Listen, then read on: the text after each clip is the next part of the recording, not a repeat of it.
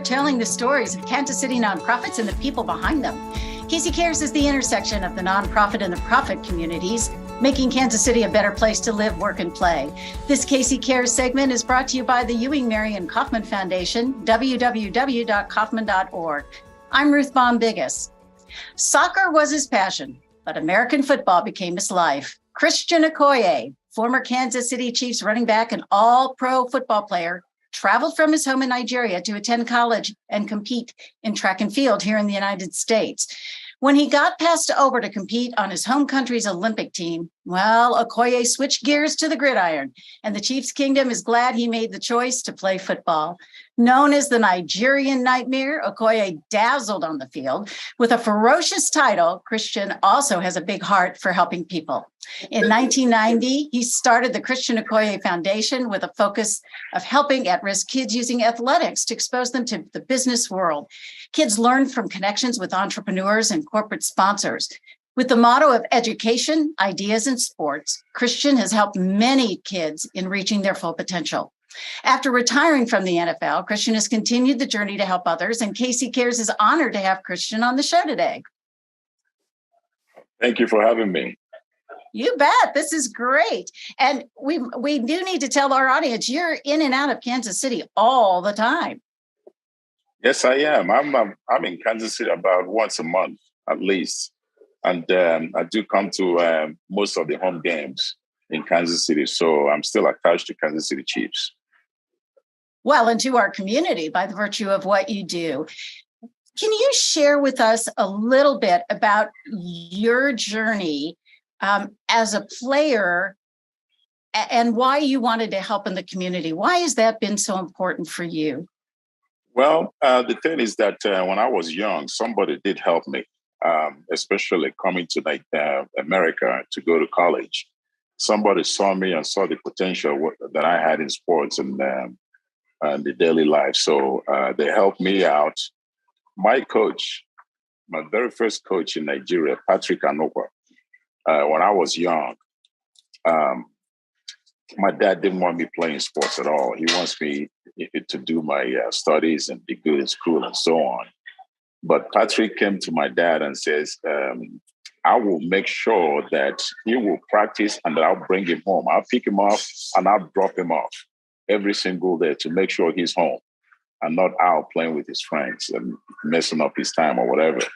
And so that allowed me to get involved in sports. And, from there, I developed, I represented Nigeria in track and field, throwing shot put and discus. And then, of course, a friend of mine in 1980 came to America to go to college, Innocent Egbunike. I told him that I would like to come, and he worked it out with the school that I get an admission to go to college at Azusa. And then from there, I was hoping to be one of the Nigerian athletes in the Olympics in '84. Nigeria at the time, whatever happened, I don't know. I still don't know till today, but I was left out of the team, and I was heavily disappointed. So I decided to play another sport, and football was within there because I was too big for soccer. I played soccer all my life. I couldn't play soccer anymore. My friends have been trying to get me to play football. I didn't want anything to do with football because I wasn't familiar with it. When I was kept out of the team in Nigeria, I said, I'm going to try football. So I started playing in '84, my junior year in college, and played 3 years there, and the Chiefs saw me, and the rest is history. That's pretty amazing that you could sidestep, excuse the pun, out of soccer right into football. Since we're in the middle of the craziness of the World Cup, maybe you can share how those skills, transferred. We often hear about kickers, coming from soccer, but not very often other players. How were you able to do that? Well, I've always believed that if you play soccer, if you put your kids in soccer, coordination, it's incredible. It helps the kid to play any other sport. If they can start with soccer, the coordination that improves in the kids It's just remarkable. Um, Take, for instance, Akeem Olajuwon, when he played soccer, and he didn't start playing basketball till when he was in college, just like I was. And I've seen many people, do the same thing. So soccer is a huge help for kids, not only with coordination, but their mind also. Um, Running around and playing with friends and kicking the ball and so on and so forth, it kind of exercises your mind. You see, so it's a big deal. You highly recommend it, I can tell. Yes, I do. But you transferred and you were able to use that athleticism to be able to play football. You get drafted by the Chiefs. You come to Kansas City, the Midwest. Had you ever been here before? Well, before I came to Kansas City Chiefs, during my track years at Azusa, we came to Kansas City a couple of times for indoor track meets. So, yes, I visited Kansas City. And I have to tell you, the first time I was in Kansas City, I had never been in the cold before. And I remember walking outside in my shorts, not thinking that it's going to be really cold because I had never been. I never felt cold before coming from Nigeria. So I was shocked how cold I was, and I wasn't prepared. So my coach had to give me his jacket, so on and so forth, to cover myself. But it was an experience there. And then you come here, and I think you had cold a few more times. Yeah. What was the transition like from living in California, kind of sometimes a different mindset, to here in the heart of America, here in the Midwest? What kind of was your experience, both on and off the field? Well, when I came to Kansas City, I fell in love with the Kansas City Chiefs fans and people there. I mean, quite different from California, of course, because in California, I have people's minds are all spread out. There are so many teams over there and so many things to do: Disneyland, the beaches, and Lakers, and many schools playing. But when it got to Kansas City, it's all about sports and relationships, and I became friends with a whole bunch of people, great people that took me in as one of their own. And that's one thing I liked about Kansas City. And I kept going back because it's like home for me. I remember some of the games that I would go to. After games, I would go outside in the parking lot and just hang out with the fans over there and drink beer and eat food because they had plenty of it. And, it was a great time. And that still goes on today. Last Sunday when I was attending the Chiefs Rams game, I was invited by a guy. His name is Nate. They were having a huge tailgate party in Lord J, and I went over there and hung out with them for about an hour and a half before the game started. I never met him before, So I brought my friends with me. My friends from California. I brought about 7 guys that came with me. And we went there and hung out and ate food and drank and just had fun, took pictures with the fans over there. And I just love Kansas City and the fans there. Well, if people don't follow your social media yet, they will now, because you're really great about posting with fans, and fans love that. I think you've captured about this area and the uniqueness of people. I mean, we love our Chiefs, and, you're our guys. And so to transition that into what you've decided to do to help the community. So in 1990, you started your foundation. You were still playing. Yeah. Why did you decide to do that?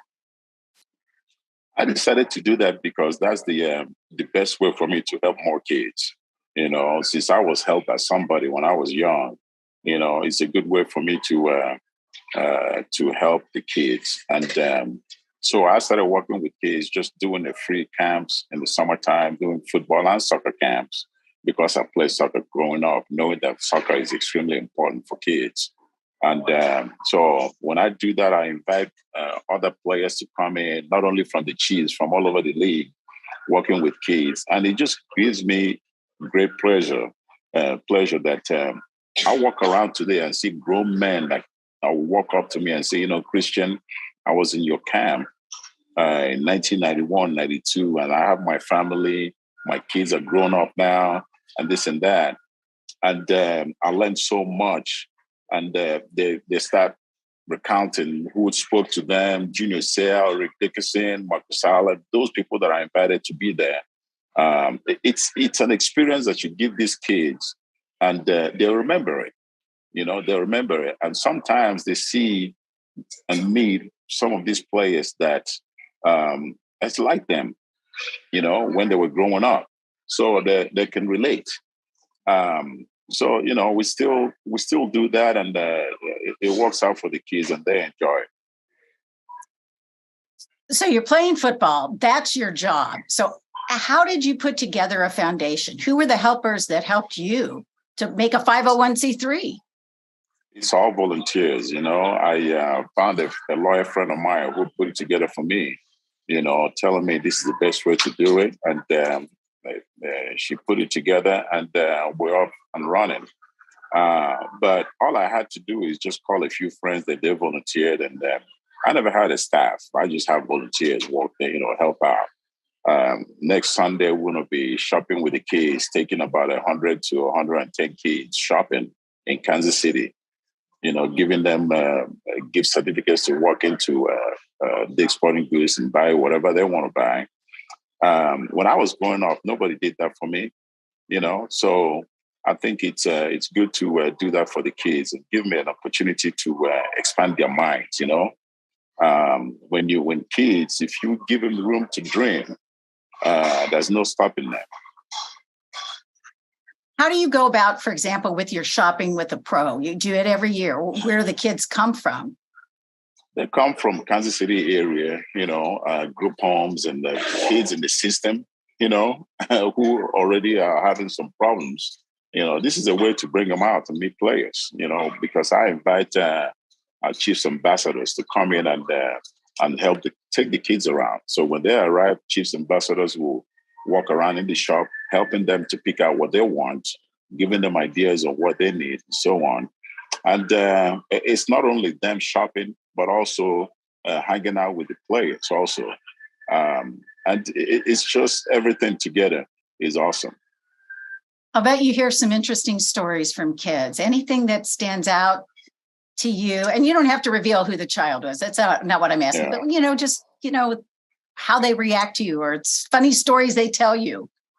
Well, they're just, ecstatic, because, they watch on TV, they know these players. And when they see them in person, sometimes some kids are so, talkative, they talk.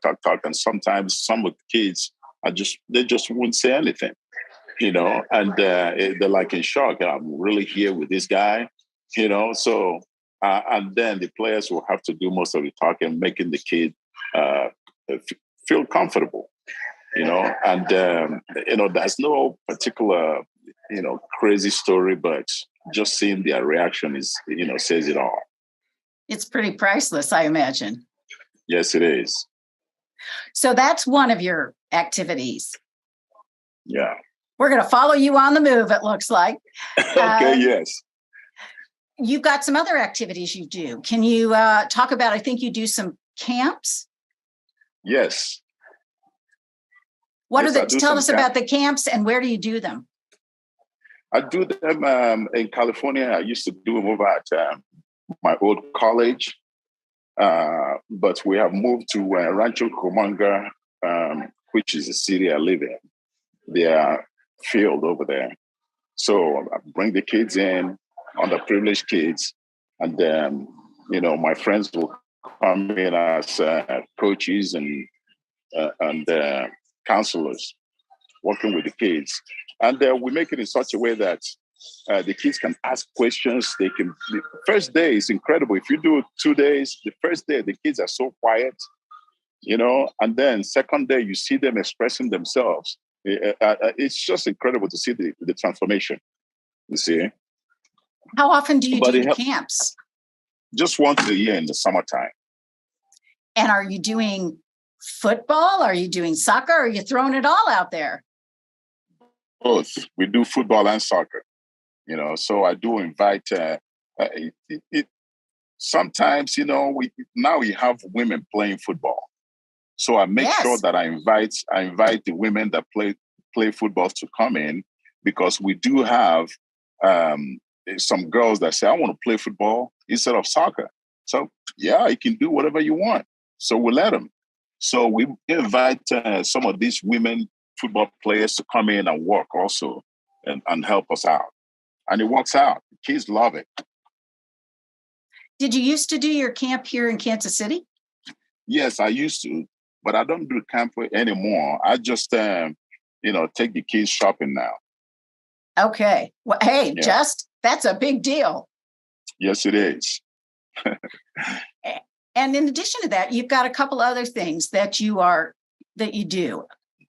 Sometimes, kids in America would take what we do for granted, but in Nigeria, say for instance, 8 years ago when I announced that I'm going to start doing something out there, we were kind of thinking maybe 500 kids will show up. We got thousands that show up and they want to get involved. And we were so overwhelmed, so we had to navigate the way we work with them.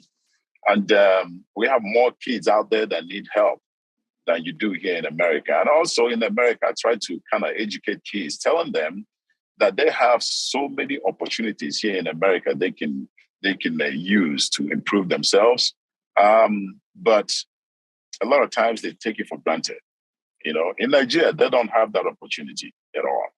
If here you have free school, you can go to school for free. Elementary and high school. In Nigeria, you don't have that opportunity. You see, so which is extremely important. We lost a little bit of the beginning of your explanation about the school. Will you share that again? You're building a school? Yes, I'm building a school in Nigeria for the kids. And now we just have the land property, but as soon as we raise the money, we're going to start building. And that gives us the opportunity to work with more kids in detail. So not only just doing camps and visiting them and so on, but we'll have them, come there for days or, during the summertime to stay there for months so that we can work closely with them. I'm really looking forward to that. That's very exciting. Now, will this be in your hometown? Yes, it will be in the town that I grew up in, which is in Enugu, Enugu, Enugu, Nigeria. And so you've got the land, you're in the fundraising stage. And you're dealing with a country that, has changed leadership and all that. How is that to maneuver while you're here in the States? Well, I'm not interested in all the political things out there. I'm just doing what I'm doing for the kids, and I'm going to concentrate on that. And as long as that is not interfered with, I'm fine with it. So I'm concentrated on doing the work we do with kids, and hopefully it will go smoothly. We'll see. Well, with you behind it, you're the Nigerian nightmare. I'm sure it's going to happen. And it's very exciting. And now that we can share that too, perhaps people will want to know, how can they jump on board and help you with your work? Well, they can go to our website, the christianokoye.com, which also has a link to the foundation page. And if they want to donate, they can donate through there, or just contact my office or send a check to the address they see there. And that will help a great deal. Well, we're happy to make that happen. How has life been for you off the gridiron? You've got children. Yeah. Give us a little. 3 kids. I got 3 kids, a 31-year-old who's an actress, and I have a 18-year-old who just graduated from high school. He's going to go to junior college. And then I have a 17-year-old who's a senior in college, in high school. She's a volleyball player. She's my athlete there. And great kids. What's it like to be an athlete, a father with an athlete for a child? That's got to be a new, interesting experience. Well, at least, she gains because I've been there, so I can help her, especially when she's feeling sore and gets an injury, I'll be able to kind of, lead her through it because I've had multiple injuries myself. So anytime she has questions, she can ask me and I'll help her out. Now that you're raising your own family, how do conversations go maybe about giving back to the community or being involved in the community? Now you've got teens and we know how that is, but. Yeah. Well, I don't really concentrate on, educating them, with that. They see what I do. They know what I do. So I'm hoping that they can learn like I learned. My dad was just a giving guy when he was alive, and I learned from him, even though he didn't have much to give. But any time that he can help, he helped out. So I learned from him. So I'm hoping my kids can learn from me too. Well, it's time, treasure, and talent, and it comes from many different ways. And dollar signs are not always the monetary system. You give a lot of time and effort and, helping people. That's, to me, that is priceless. Yes, it is priceless. It is very, very important. I want the kids that I work with to know what's important, and that's extremely vital. So we try to teach that to them. There are a lot of players in the league that don't decide to start foundations or don't get involved in the community. You talked about somebody did it for you, but do you ever try to kind of pump them up and say, hey, this is a great post-career thing to do? Yeah, definitely. Yeah. Anytime I have the opportunity, I tell them, I say, hey, you've been giving so much. When you were young, think about it, how you grew up and who helped you out. Your coaches from high school or even Pop Warner when you started playing football. Somebody helped you and advised you. So now that you have the means to help, you should be able to get involved and help. If all the professional players do that, we'll be sitting well. Yeah, we would. We would for sure. You come back here often. You're in California. Yeah. What else keeps you busy? That's just it. Those are the things that keep me busy. My foundation. In 2006, I opened the California Sports Hall of Fame. So I do that too. It's a 501c3 organization. So we induct all the athletes, coaches, and medical people in sports in California. And that is growing. So that keeps me busy too. Why did you decide to do that? You didn't have enough to do? I know I'm the guy that likes to keep busy, So and it's an exciting organization. So all the guys, everybody that's involved in it, love it. So they love to attend. After they get involved and inducted, they come back to the induction the following year. So we have fun doing it. And everybody that comes there, sponsors and attendees and even inductees, members, we all have a great time.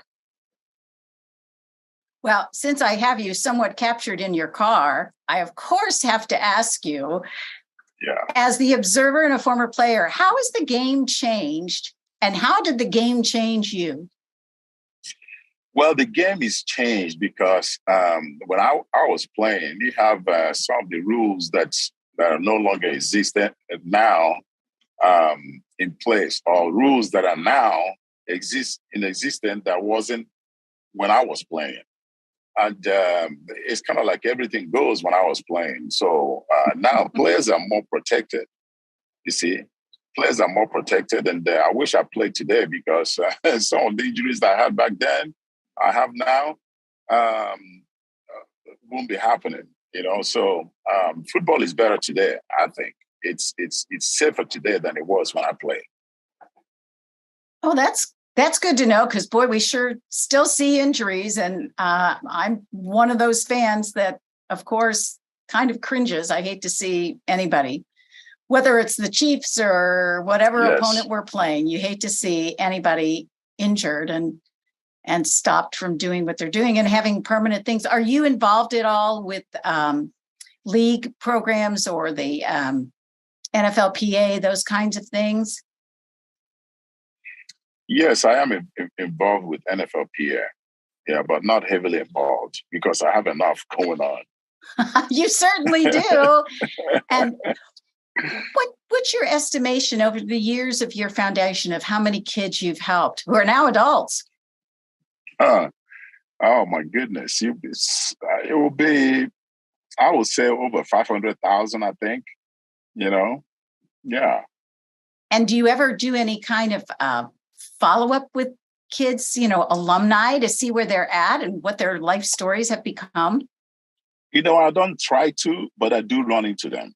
They see me and they make it a point to come to me and shake my hand and thank me, give me a hug. So now the guys that came to my events in 1990, in the 90s actually, they're all grown people now. You see, they have their own families now. And every time I meet them, they tell me that my organization helped them out. And a lot of times these kids are came from group homes. You see, so they were troubled kids, but they're doing great now. They're good members of the society. How does that make you feel? It makes me feel good. And that keeps me going and doing what I'm doing because I see that it works. And, what I tell them is that, when you come here and you do well and you get your feet on the ground, you make sure you keep it going. Christian, thank you so much. He's mobile still, everyone. It's the Nigerian nightmare here and there, and we appreciate you taking the time to chat with us. Well, thank you so much for having me. God bless you. Thank you for joining us on Casey Cares, Kansas City's nonprofit voice, produced by Charitable Communications. To be a guest on Casey Cares or more information, go to our website, caseycaresonline.org, and spread the love. Find us on Facebook and Twitter at Casey Cares Radio and on Instagram at Casey Cares Online. Catch us Saturday mornings at 8 a.m. on ESPN 1510 a.m. and 94.5 FM Saturdays. Thank you for joining us on Casey